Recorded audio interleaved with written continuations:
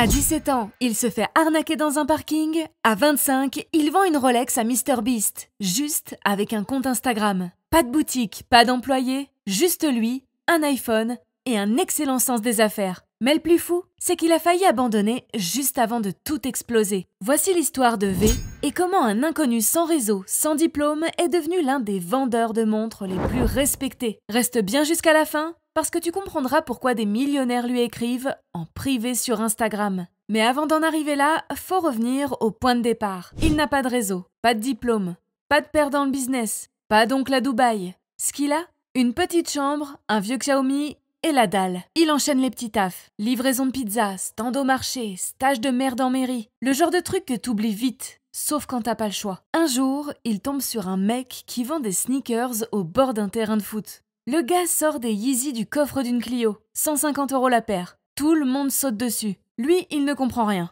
Et puis il observe et comprend. Ce qui se vend, c'est pas l'objet, c'est le mythe qui va avec. Le lendemain, il fouille Vinted, Le Bon Coin, les groupes Facebook. Il passe des heures à traquer des annonces. Il n'a pas 1 euro, mais il regarde les vendeurs comme s'il allait les racheter tous. Il commence à comprendre que certains mots font vendre plus cher, que certaines photos déclenchent des achats en 3 minutes. Il ne le sait pas encore, mais il est déjà en train d'apprendre à vendre. Et surtout, il comprend un truc. Même sans argent, je peux créer du levier. Pas besoin d'avoir le produit, il suffit de savoir à qui le vendre. Mais comprendre le levier, c'est une chose. Le vivre, c'est autre chose. Et ce jour-là, quand il met la main sur sa première vraie montre, il pense avoir trouvé le raccourci. Il ne le sait pas encore, mais il s'apprête à prendre la pire claque de sa vie. Tout commence avec une annonce un peu floue sur Le Bon Coin. Une Rolex Submariner vendue par un passionné à 500 €. Le vendeur n'a pas de boîte, pas de facture, c'est pour ça que le prix est bas. Mais la montre est authentique, il le jure. Lui, il hésite, mais c'est trop tentant. Il sort tout ce qu'il a, 500 €, la moitié de ses économies. La transaction se fait sur un parking, rapide, le mec repart aussi vite qu'il est arrivé. 3 jours plus tard, il entre chez un horloger, la montre à la main, le sourire discret. Le verdict tombe en moins de 30 secondes. C'est une contrefaçon. Il rentre chez lui vidé. Il n'a plus d'argent et se sent humilié. Il s'est fait avoir comme un bleu. Il pourrait s'arrêter là, refermer la parenthèse, ranger les montres dans la case, trop risqué. Mais il y a un truc qui l'en empêche.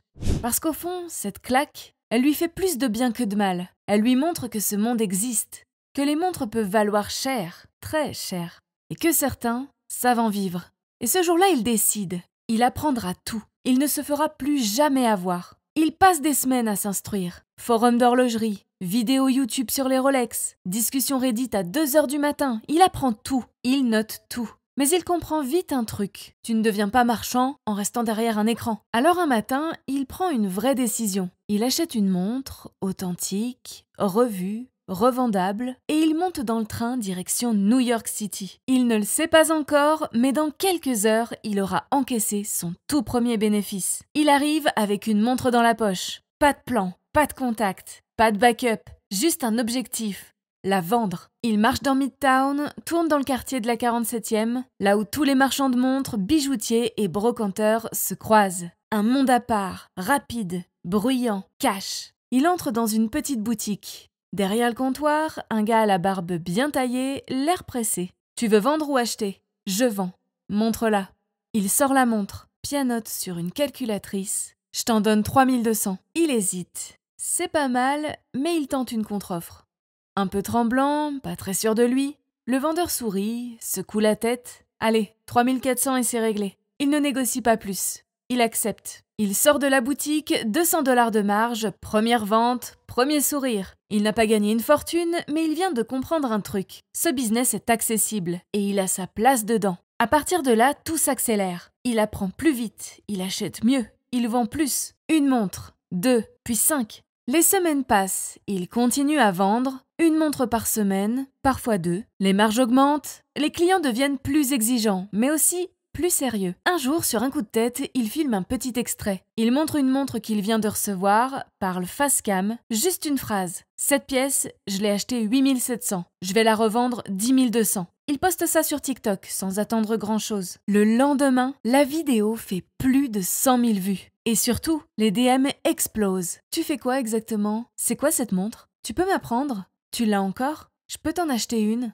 Il réalise qu'il a mis le doigt sur quelque chose de bien plus gros que la revente. Il ne vend plus juste des montres. Il vend une image, une expertise, une façon de vivre. Alors il structure. Il crée un groupe privé, une communauté fermée, payante. À l'intérieur, des conseils, des deals exclusifs, de la formation. En 48 heures, il atteint 500 membres. 10 000 $ générés, sans une montre à livrer. Ce n'est plus seulement un business, c'est un écosystème, un univers où il est reconnu comme référence. Et le plus fou, c'est que son nom commence à circuler, jusque dans les cercles les plus inattendus. Un jour, il reçoit un DM bizarre sur Instagram. Un compte sans photo, avec un pseudo gamin qui lui demande 2 montres de luxe, une Submariner et une Datejust. Il pense à une arnaque. Il hésite. Il check le profil, rien. Mais le mec insiste.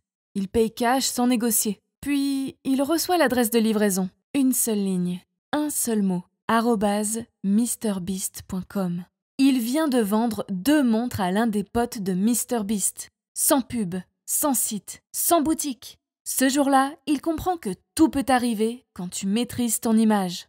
Aujourd'hui, V vit de son business. Il n'a ni boutique, ni patron, ni horaire. Juste un compte Instagram et un système qui tourne pendant qu'il dort. Et même si tout a commencé avec une erreur à 500 €, il a fini par créer un revenu qui ne dépend que de lui. Alors si vous aussi vous voulez passer à l'action et construire un business qui tourne même pendant que vous dormez, cliquez juste ici. Nejdouma y dévoile une méthode encore méconnue qui peut vous rapporter 3 000 € par mois.